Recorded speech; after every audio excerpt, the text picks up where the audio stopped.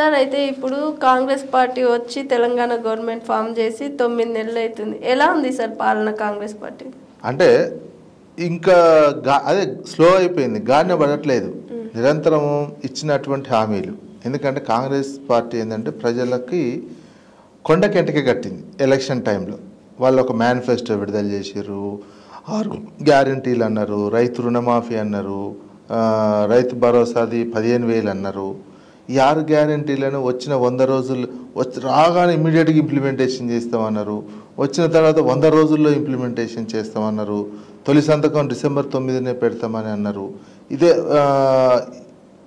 అన్నారు. అధికారం వచ్చిన తర్వాత మేము ఇట్లా అనుకోలేదు, ఇంత అప్పులలో ఉందని మాటలు చెప్పారు. అంటే కాంగ్రెస్ పార్టీ హామీ ఇచ్చేటప్పుడు ఏంటంటే ఒక మేనిఫెస్టో కమిటీ కూడా శ్రీధర్ బాబు నేతృత్వంలో ఏర్పాటు చేశారు. చేసినటువంటి కమిటీ మేము మొత్తం రాష్ట్ర ఆర్థిక పరిస్థితిని అంతా రీసెర్చ్ చేసినా, మాకు 50 సంవత్సరాల పరిపాలన అనుభవం ఉన్నది, మాకు ఇవన్నీ చూసే ఇవన్నీ హామీలు ఇస్తున్నాం, మేము 100 రోజుల్లో ఇంప్లిమెంటేషన్ చేస్తాము అని ప్రజలు కూడా నమ్మే ఓట్లేశారు.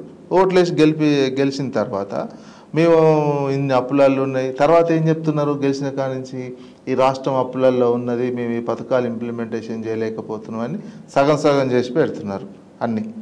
ప్లస్ గ్రోత్ రేట్ ఒకేసారి ఏమైందంటే వివిధ రకాల సరైన చర్యలు తీసుకోకపోవడం వల్ల క్రమంగా ఆర్థిక క్రమశిక్షణ అనేది సరిగా లేదు. రాష్ట్ర ఆర్థిక క్రమశిక్షణ ఉల్లంఘన జరిగి ఈ కాలంలోనే దాదాపు 60,000 కోట్ల వరకు కూడా అప్పులు చేశారు. 60 నుంచి 70,000 కోట్ల వరకు అప్పులు చేశారు కొత్తగా. మరి కొత్తగా చేసి ఏం చేశారో చెప్పలేకపోతున్నటువంటిది ఉన్నది. ఆర్థిక క్రమశిక్షణ ఉల్లంఘన జరుగుతున్నది. మళ్ళీ కొత్త లోన్ల కోసం భూములను అమ్మితే కాకుండా తాకట్టు పెట్టి తీసుకోవాలనే ప్లాన్ చేస్తున్నారు. తాకట్టు పెట్టి తీసుకుంటే ఎఫ్ఆర్బిఎం పరిధిలోకి వస్తాయా రావా అనేది ఒక క్లారిటీ లేదు. ఈ కన్ఫ్యూజన్ తోటి రాష్ట్ర ఆర్థిక వ్యవస్థ దెబ్బతినే పరిస్థితి వచ్చింది. ముఖ్యంగా రియల్ ఎస్టేటు ఎఫెక్ట్ చాలా పడ్డది.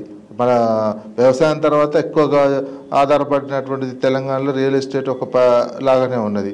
ఆ రియల్ ఎస్టేట్ రిజిస్ట్రేషన్లు పడిపోవడం, రియల్ ఎస్టేట్ యాక్టివిటీ సరిగ్గా లేకపోవడం, ముఖ్యంగా హైదరాబాద్ ప్రాంతంలో ఆదాయం పడిపోయినటువంటి సిచ్యువేషన్ కనిపించేస్తుంది. దీంతో తెలంగాణ హైదరాబాద్ బ్రాండ్ ఇమేజ్ పడిపోతున్నటువంటి సిచ్యువేషన్ కనిపిస్తుంది.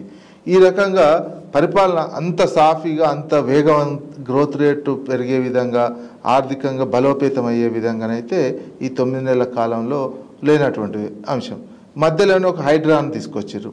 హైడ్రా మరింత ఇబ్బందికరమైనటువంటి అంశంగా హైదరాబాద్కు మారింది. ఒకవేళ హైడ్రా తోటి నువ్వు కూల్చాలనుకుంటే హైడ్రా తోటి మొత్తం హైదరాబాద్ నాలాలని క్లీన్ చేసేటువంటిది అంటే చిత్తశుద్ధి ఉండాలి, ఒక కమిట్మెంట్ ఉండాలి.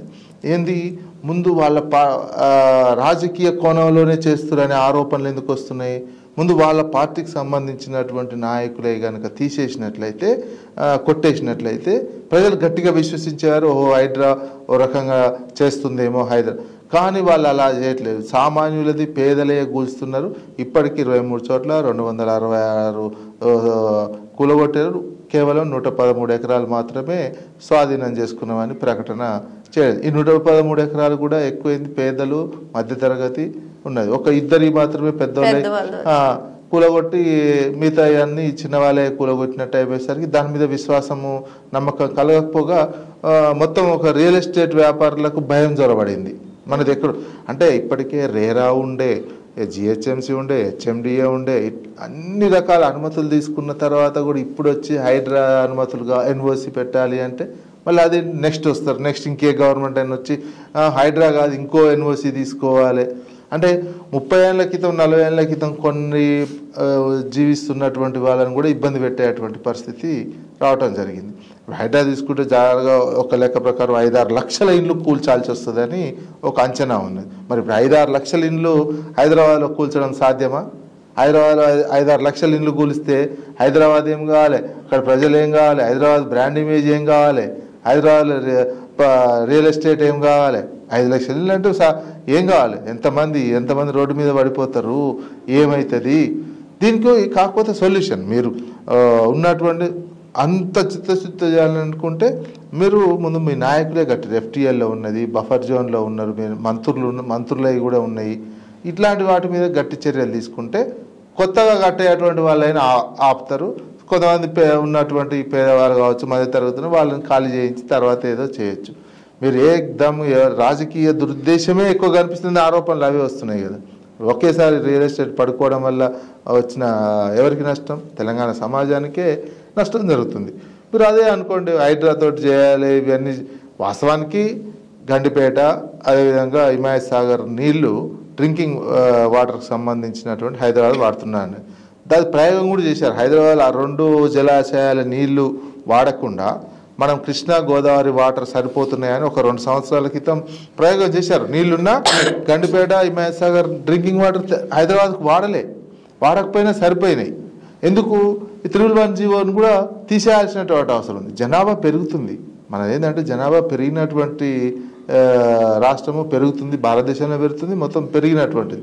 ఇంత 1.5 కోటి జనాభా పెరుగుతున్నటువంటి నేపథ్యంలో వాళ్ళు ఇండ్లేడ కట్టుకోవాలి. ఇప్పుడు 311 జీవో కింద నువ్వు ఐరైజ్ కట్టుకోవాలి. ఎందుకంటే ఆ ఊర్లలో కొత్తగా జనరేషన్ వచ్చినటువంటిది. వాళ్ళు ఎక్కడ బతకాలి? గ్రామ కంటాలలో కూడా నీకు ఇల్లు కట్టుకోలేనటువంటి సిచ్యువేషన్ ఉన్నది 311 జీవో పరిధి ఉన్నటువంటిది. అటువంటిప్పుడు 311 జీవోని తీసేయాల్సినటువంటి అవసరం. అదే సందర్భంలో నీకు గండిపేటని హిమాయత్ సాగర్ యొక్క పర్యావరణాన్ని కాపాడుకుంటూ అది చేయాలి. నీకు డ్రింకింగ్ వాటర్ అనుకో, ఇక డ్రింకింగ్ వాటర్ హిమాయత్ సాగర్ గండిపేట వాడాల్సినటువంటి అవసరం లేదు. ఎందుకంటే మనం డెడ్ స్టోరేజ్ ఉన్న కృష్ణా నుంచి తెచ్చుకునేటట్టు ప్లాన్ రూపొందించారు. గోదావరి నుంచి కూడా వస్తున్నటువంటి నేపథ్యంలో హైదరాబాద్కి అదే జనం పెరుగుతుంటే సహజం. ఇంకా నీకు ఇంకో ఆల్టర్నేటివ్ లేదు. లేకపోతే మనం జనమే ఇంపార్టెంట్. వాళ్ళు బతకడం, వాళ్ళ ఇంట్లో ఉండడం అనేది, కొత్త ఇల్లు కట్టుకోవడం రావాల్సినటువంటి అవసరం ఉంది. ఆ అభివృద్ధి జరగాలి. ఆ అభివృద్ధితో పాటు చెరువులను కాపాడుకునేటువంటి ఒక నెక్స్ట్ ఇప్పటి నుంచి అయినా ఒక స్ట్రిక్ట్ రూల్స్ పెట్టుకొని అది ఇంప్లిమెంటేషన్, ముఖ్యంగా నాయకులు, ఏ పార్టీ నాయకులైనా వాళ్ళు కనుక ఇంప్లిమెంటేషన్ చేస్తే మిగతా సమాజం అంతా ఇంప్లిమెంటేషన్ చేస్తారు. వాళ్ళు అన్ని ఉల్లంఘనలు చేస్తుంటే సమాజం ఎందుకు ఉంటుంది? సమాజం కూడా ఉల్లంఘనలే జరుగుతుంటాయి. అందుకని అట్లాంటి ఉల్లంఘనలు ఉన్న వాళ్ళని మీద యాక్షన్ తీసుకోండి. తీసుకున్న తర్వాత మిగతా వాళ్ళే చేస్తున్నారని నమ్మకం పెరుగుతుంది. అదే సందర్భం భవిష్యత్తులో ఇట్లాంటి ఇంకా జరగకుండా చూడండి. 30-40 ఏళ్ళ నుంచి కట్టుకున్న వాళ్ళని తీసేయాలంటే అది జీవించే హక్కు కూడా ప్రశ్నార్థకంగానే కదా. వాడు పేదోడు ఎప్పుడో 30 ఏళ్ళ క్రితం కట్టుకున్నటువంటి సామాన్య మధ్యతరగతి వాళ్ళు, కొంచెం మధ్యతరగతి కంటే కొంచెం పైన ఉన్నటువంటి వాళ్ళు అపార్ట్మెంట్లలో కూల్ చేస్తామని నోటీసులు ఇస్తే వాళ్ళ ఇబ్బంది పడుతున్నటువంటి ఇన్ని లక్షల మందిని ఇబ్బంది పెట్టడం వల్ల సమాజానికే నష్టం జరుగుతుంది. హైడ్రాని ఇంకో రీతిగా ఇంప్లిమెంటేషన్ చేయాల్సిందిగా నా అభిప్రాయం. Hi, this is Swathi. Like చేయండి, షేర్ చేయండి, కమెంట్ చేయండి అండ్ సబ్స్క్రైబ్ చేయండి GRTV. Hi, this is Monica. Please like, share and subscribe GRTV.